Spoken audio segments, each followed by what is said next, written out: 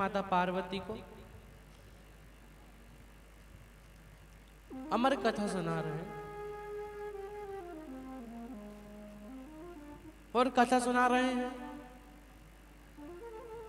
भगवान शंकर ने सब पशु पक्षियों को भगा दिया। एक तोती का अंडा वहां पर गिर गया, जिसमें से एक छोटा सा तोता वो अमर कथा को सुन लिया, वो अमर कथा को सुन लिया। और देखो, जिसकी किस्मत में जो लिखा रहता है ना, वो तो होगा ही, उस चीज से तो कोई नहीं मुकर सकता है। अगर उस चीज को बदल सकता है तो महादेव भी बदल सकता है। जो किस्मत में लिखा है वो तो होगा ही, जब तक तुम महादेव के दरवाजे पर नहीं जाओगे। तुम्हारी किस्मत में पहले कितना दुख लिखा था, किस किस का दुख कटा है? हाथ उठाओ। किस किस का दुख कटा है? अभी किस किस का नहीं कटा?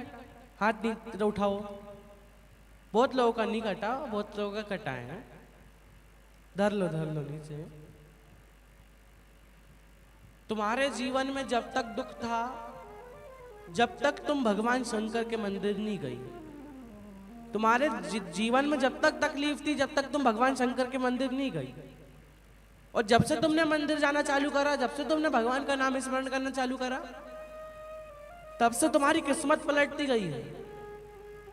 आने वाले समय में, आने वाले जो तुम्हारा समय है, उसमें तुम्हारा दुख है ना, वो अपने आप कटता जा रहा है।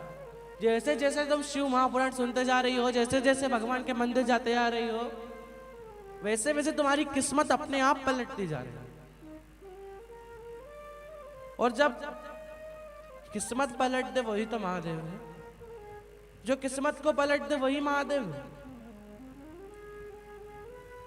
उसकी किस्मत में लिखा था कि अमर कथा को सुनेंगे सुखदेव जी महाराज, तो उनने वो अमर कथा श्रवण करी। भगवान माता पार्वती सो गई, होमकार नहीं भर पाई। वो तोते ने होमकार भरे, वो तोता होमकारा भरते गया, भरते गया, भरते गया, भरते गया। कथा विराम हुई। भगवान शंकर ने देखा ये तोता माता पार्वती तो सो रही है, तो होमकारा कौन भर रहा था? देखा एक तोते का बच्चा, जिसने ये अमर कथा सुन ली। भगवान शंकर उसके पीछे त्रिशूल लेकर भागे। जैसे ही भागे, वो तोते का बच्चा वेद व्यास जी की धर्मपति के पत्नी के मुख में, जैसे धर्मपत्नी उनकी छत पर बाल सुखा रही थी, जैसे ही मुंह खोला, उनके मुख में वो तोते का बच्चा जाकर बैठ गया, उनके गर्भ में जाकर बैठ गया। निवेदन करा, वो तोते का बच्चा बाहर निकला। वेद व्यास जी ने उसका नाम सुखदेव रखा, और नाम रखा वो, उसने तो वो अमर कथा सुनी थी। बड़ा विद्वान, बड़े विद्वान सुखदेव जी महाराज, बहुत विद्वान बने। वो जैसे ही उन्होंने गर्भ से बाहर आए, जैसे ही गर्भ से बाहर निकले, वो वन की ओर चल पड़े। वेद व्यास जी ने पूछा, कहाँ जा रहे हो? कहा, हम ये गृहस्थ आश्रम में नहीं रह सकते, हम भगवान की भक्ति करने जा रहे हैं। तब सुखदेव जी महाराज को पिता ने, वेद व्यास जी ने राजा जनक के घर पर भेजा।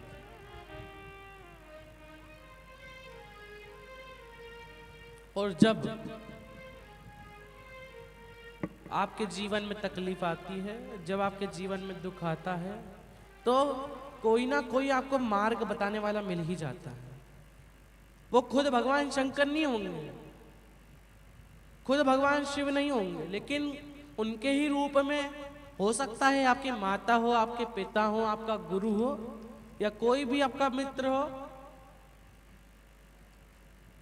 भगवान शंकर खुद नहीं आएंगे, लेकिन किसी के द्वारा आपको मार्गदर्शन जरूर देंगे।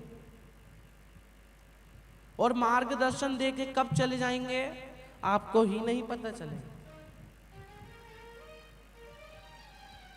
आप लोग यहाँ शिव महापुराण में आकर बैठे हो, आपको भी किसी न किसी ने बताया होगा कि भैया शिव महापुराण चल रही है, शिव महापुराण की कथा चल रही है। किसी कहीं बैनर के द्वारा देखा होगा, किसी ने कुछ कहा होगा, कोई अपनी अड़ोसन पड़ोसन धड़ोसन को भी लाया होगा। कौन कौन लाया? कल हमने कहा था ना कि अड़ोसन पड़ोसन धड़ोसन को भी लाना। कौन कौन लाया? हाथ उठाओ, कौन अपनी अड़ोसन पड़ोसन के साथ आया? अगर तुम अपनी अड़ोसन पड़ोसन धड़ोसन को लाती हो, अगर तुम्हारे द्वारा कोई भी व्यक्ति शिव महापुराण सुन रहा है तो उसका पुण्य आधा तुम्हें भी मिलता है, उसका पुण्य आपको भी मिलेगा क्योंकि आपके द्वारा उसका भला हो रहा है। और तेरे दरबार की बाबा निराली शान देख